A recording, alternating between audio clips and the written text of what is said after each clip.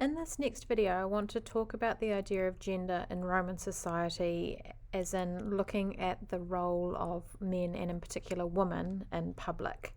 So this is outside the sort of personal family sphere that we've been looking at previously. So basically, to sort of summarize what gender roles were like in Rome for male versus female citizens, men were the ones expected to be active and public when they were adults. So they were the ones who did all the voting and held all the political offices. They also had all the military roles, and they took a large amount of the legal and commercial roles available in society. Generally, we see women staying at home and performing domestic duties. There are exceptions, which we will look at, but as a whole, women tended to be wives, mothers, and household managers. Looking at the social status of women in general, they had a far greater role to play in Roman society than many of their Greek counterparts, especially the Athenians. So if you've looked at Athenian social life, you'll remember that Athenian women barely left the house. However, this is a good summary from Cornelius Nepos, where he's saying, it's not shameful for Roman men to be seen with their wives in public. We look up to the mothers in our families. They are important in our society. And we often see women praised for personally raising their children. If women play a leading role in bringing up their children, even women who are wealthy and could get someone else to do it for them, they're really praised for that, because women are seen as having an important role to play in making sure that their children learn proper Roman ideas and values. They were able to appear in public, so they're commonly seen at entertainment, festivals, parties, and so on. So unlike Greek and in particular Athenian women. However, their names do reflect that they have a lower status than men. So Roman men have three names. They have their praenomen, or their individual name. Then the nomen, their middle name, relates to their gens or their clan, and their cognomen is the sort of family division that they come from. However, women tended to just have two names, so they would just have the nomen and the cognomen, those two sort of family names. They didn't tend to have that individual name. And so often, like we've seen with Augustus's daughter Julia and her daughter Julia, we sort of call them Julia Major, Julia Minor, the older and the younger Julia, to avoid confusion, because the women's names are even more repeated than the men's names. However, there is a limitation to our sources in this, in that we don't really know the full truth of this, because it's not considered really interesting enough for someone to make a big deal of it. Moving on now to look at the image of women as they're seen in public. So it was a very common idea in Roman culture that the appearance of a woman reflected her morals. So you've got this ideal that you really wanted to portray of pudicitia, or modesty. So that was the ideal for Roman women.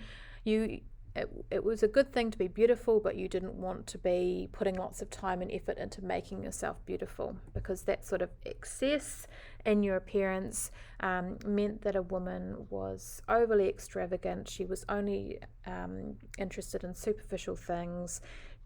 Using makeup and so on also made her seem quite deceptive, and of course all this time spent on appearance meant that they were seen as sexually deviant.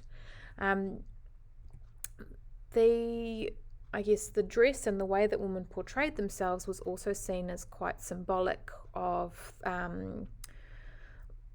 this morals of society. So when women started getting ahead of themselves and spending too much time on their appearance, that was thought to be indicative of a greater problem in society.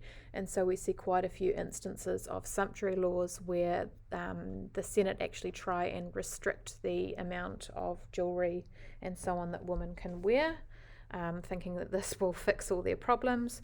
But there is quite a bit of pushback on this from their wives. Another important idea related to women in Roman society is the idea of guardianship or tutela. A guardian is a tutor. So this was either a relative or a individual who's been nominated to oversee the legal and commercial interests of a minor, effectively. So when a man turned 14, he would be free of his guardian, although keep in mind, if his pater familias was still alive, he remained under the patria potestas of that man as long as that man was alive. No matter how old women were, they did have that male guardian, that tutor, and as Cicero explains, it was thought to be on account of the inferiority of their understanding. They just simply weren't intelligent enough to manage their own affairs.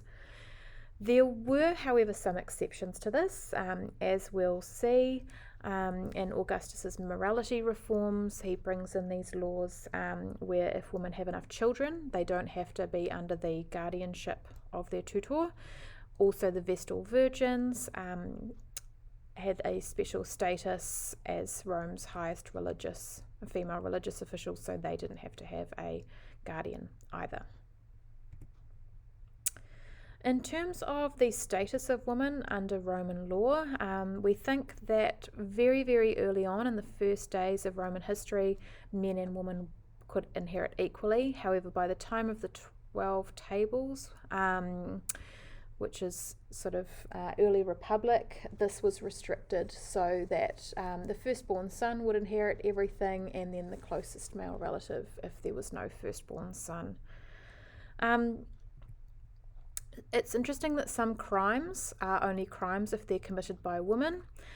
So if a married man commits adultery with someone it's okay for him to have sex with, like a slave, like a foreigner or so on, that's totally fine. Whereas if a woman sleeps with anyone who's not her husband, that is seen as adultery.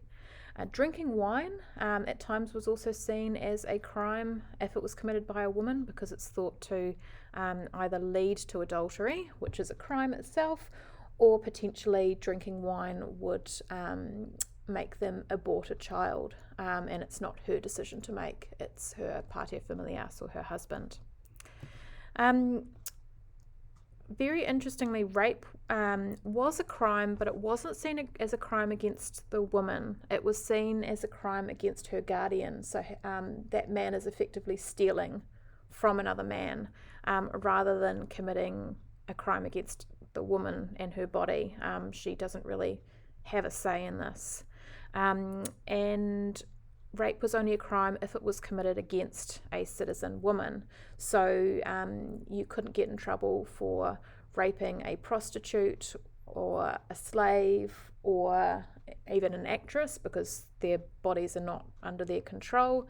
There was also no idea of rape within marriage. So if a woman was your wife, she had to do what you wanted her to do. Women were able to represent themselves in court. Some did this quite successfully.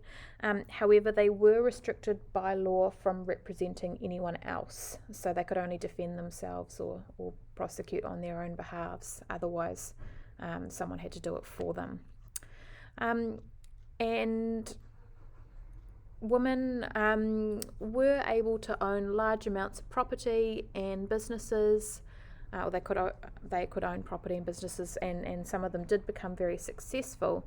And a very famous example of this is a lady called Eumarchia in Pompeii, who was a priestess, and she was so wealthy that she was able to run a traders guild herself and donate the money for buildings there. So it wasn't, I guess, as common as men, but still women were able to be quite commercially successful. Finally, I just want to have a look at, I guess, an interesting place where gender comes to the fore in Roman society, and this is through Augustus's morality reforms. So, as we've talked about in level 3, Augustus very famously tries to improve Roman morals, and the way that he does this is by bringing in a bunch of laws. So he says that the reason for this is because of falling birth rates during the Republic, and especially within the upper classes. There's different explanations for this. The civil wars certainly play a part. Some scholars also think that lead poisoning was having detrimental effects on fertility, but also certainly as society progresses and you have greater access to contraceptives and things like that, then birth rates are going to decline. So there were a bunch of Julian laws in 18 to 17 BC, and also an amendment called the Lex Papia Poppaea in 9 AD. And so Augustus attempted to improve public morality by making a bunch of crimes and punishments related to marriage, family, and relationships. So marriage across class boundaries was restricted so that people largely married within their class, and adultery was made a public crime. So if a woman committed adultery, her husband now needed to make sure that she was prosecuted for it, because if someone he didn't and someone found out, he could be charged with pimping. It was also expected that all men and women of childbearing age had to marry. If they were widowed or divorced, they had to remarry within a short space of time. And as well as these punishments, there were also some rewards. So if a woman had 3 children, she did not have to be under the protection of a guardian anymore. If she was a freed woman, then she needed to have 4 children.